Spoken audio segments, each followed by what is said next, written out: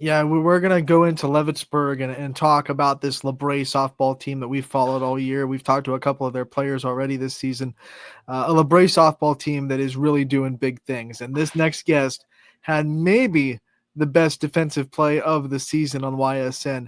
Catching one off her glove in the outfield, still making the diving catch. Incredible last weekend. It's Leah DeArmitt from LABRAE. Let's talk to her. Yeah, Leah. How's that just, for an intro? Can we talk about that catch first? Can we just go through that and get that out of the way? I mean, so my coach moved me in the pitch before, and then it got hit over my head. But I just wanted to make the catch. So. Okay, so I wish I could just want things and just go and make it happen like that. Yeah. That's incredible, Leah. I mean, when the coach tells you, "Hey, move in," you're like, oh, "All right." All right. That could have been a routine catch. That could have just been routine. I got it. Pop up, can of corn. Yeah. And all of a sudden you turn into this national sensation, this viral sensation. Everybody seemingly in the world has seen it on your Instagram. What has that been like? Did you know immediately that you were going to be an instant sensation, probably top 10 on SportsCenter if it got up there? Not really. I wish the film was better though, because it was you couldn't see what was going on. But I don't know. Who filmed it? It was our Game Changer GoPro. It's just hard to see all the way in the outfield with those cameras. It was, but you could see this flying blur kind of jump in the air with the ball in the air, and then everyone's celebrating, so she made the catch. So it was good enough. Let's talk about this team and what special things you're doing this year. You got the win over Girard last night. You're going to the district championship. This team has been on a tear this season, hitting so well, pitching so well when you're in the circle. What's worked so well for this program this year? I think we all just work together collectively, and our coaches do a great job of keeping everyone excited and together, I guess. And I think that's just really special to have. I mean, this is a relatively younger team. I mean, a team that is, you guys are kind of figuring things out together. You talked about togetherness. Yeah. What is it that this culture of staying together and working through it together, who has kind of brought this into the program? Is it the coaches? Is it the players? Or is it a mixture of both? I would say a mixture of both. I mean, the Rose have obviously done everything for us. We've all grown up together through different sports also, so it's just a really close team. I got to see you guys not too long ago, and one of the things that I heard consistently through the parents and the coaches is there is never any drama on this dugout. You guys love each other full-heartedly, and you're there for each other. That's not easy to get. There are some teams that say they have it, but they don't. It's really hard to genuinely get that kind of team chemistry. Where do you think that comes from? I mean, I guess just growing up and we support each other instead of bring each other down like some people do. And yeah, I guess that's it. For you, I mean, obviously you're a leader. Every time you go out there, were you kind of pushed into that leadership role, or do you embrace that leadership role? And what kind of leadership traits do you have? Are you a vocal leader or someone who just leads on the field? I'm definitely not a vocal leader. I'm on the quieter side, but I've kind of learned from our seniors in the past and this year that you just kind of learn how to be like them. And I look up to all of them and just hope to be like them. You're looking up to them. There are people looking up to you. I'm sure there have been multiple younger players in the LABRAE community that are kind of looking up to this high school team and wanting to be where you guys are when they get into the varsity level. What's that been like for you from your perspective, seeing people just kind of not idolize you, because that's kind of but really want to be like you when they grow up? I mean, it's really cool to experience that and feel like people are looking up to you, and it's just, I don't know, a good feeling. All right, you're obviously in a classroom right now, and it has reading something on the backboard. What are some of the books that you've read along the way that you really cherish? I would say in my freshman year, we read a book called Night, and it was about the Holocaust, and I enjoyed that a lot. That'll rip your soul out. Yeah, it's a very not happy book, of course. Anything about the Holocaust is going to be depressing. Let's talk about some other class assignments, though, too, while we're talking about your schoolwork. What has been some of your favorite subjects? This year it's definitely English. My English teacher is like great. We always do fun projects and stuff. Um, and I like my history teacher also. He's like very creative with how he teaches us, and I enjoy that definitely. For you, I mean, what are the plans for you? I mean, I'm guessing, just guessing, teaching could be in the realm. I mean, could you see yourself as a teacher or something Yeah, else? I'm not really decided yet. I'm between a lot of different things, but I've definitely thought about teaching.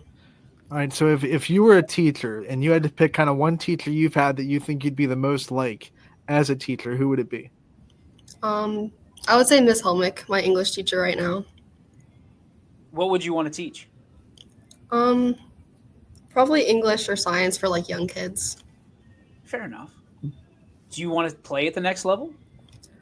I'm kind of like in the middle. I think I like volleyball more to play volleyball at the next level, but I also love softball, so I just haven't decided completely. That's a good problem to have. It means you're killing it in both sports. Mhm. You're going to be spending the summer kind of getting ready for volleyball. What's it like trying to navigate both sports? And I'm sure you've still put some time into softball, and then you Mhm. get ready for open gyms. There's really no time off for you. What's that like to kind of go right into the next season after one is done? Yeah, I mean, I enjoy it, like being busy all the time. So I'll have travel over the summer while we have like summer league volleyball, and I just like enjoy being busy and working hard. We try to ask this question a lot to people who play travel ball and high school ball. What are some of the differences that you see, between the two, and does one help the other, or does each help the other? How does it work for you? I think travel's a lot more intense, so it kind of like set me up to be able to play in high school and like keep up with everyone. But I do feel like they both help each other because like the more reps and practice you get, the better you're gonna be. And I'm going to put you on the spot a little bit because you love both sports so much. You've gotten plenty of big hits in softball. You've Mhm. gotten plenty of big kills in volleyball. Which one's a better feeling? Volleyball, I think. There's a lot of softball people that are bummed out right now. You just, they all just went, oh. I mean, so the influence of volleyball and softball. I mean, you've been able to kind of look at people on the way up and say, I want to be like this person. I want to be like this Mhm. person. Who are some of those people that you looked up to at a younger age? My freshman year, I would say Riley McDonough for softball and volleyball. And then last year, Taylor Burns really helped me during my volleyball season. And then Veda Allen this year for softball has definitely helped me a lot. We kind of talked about it earlier. You're part of this 1-2 punch in the circle that LABRAE can kind of throw out, where it's not just Riley Rowe in the circle. You're there too, and it's kind of become a thing. And a lot of good high school programs have multiple pitchers they can throw to. What's it like to be a part of a tandem and a pitching staff that you can have your day, and then Riley can have her day, and you can both kind of work together in the circle to get success? I like how we like complement each other and we kind of push each other to get better and we always support each other. So, Speaking of Riley, we gave Riley the opportunity to, kind of put her, I don't know, look into the crystal ball and like, what if she had this? What's a scenario she would want? mhm. And it came true. Yeah, it did. Yeah. So I guess it's only fair if we pass that baton to you. What would be your ideal scenario that you come through in the clutch? I guess if I was like pitching and you get like the last strikeout with bases loaded and you're able to end the game like right there when the game's super close. No All pressure, right, so Leah. if that happens, like I'm pretty sure we're going to be interviewing every single LABRAE kid from here until the end of time. Mhm. Like that's just, we hope it happens because we're going to air it just completely across the board, Yeah. and probably we'll win our Emmy finally. Leah, you got Mogador in the district championship. What would a district championship mean to you in this program if you're able to win?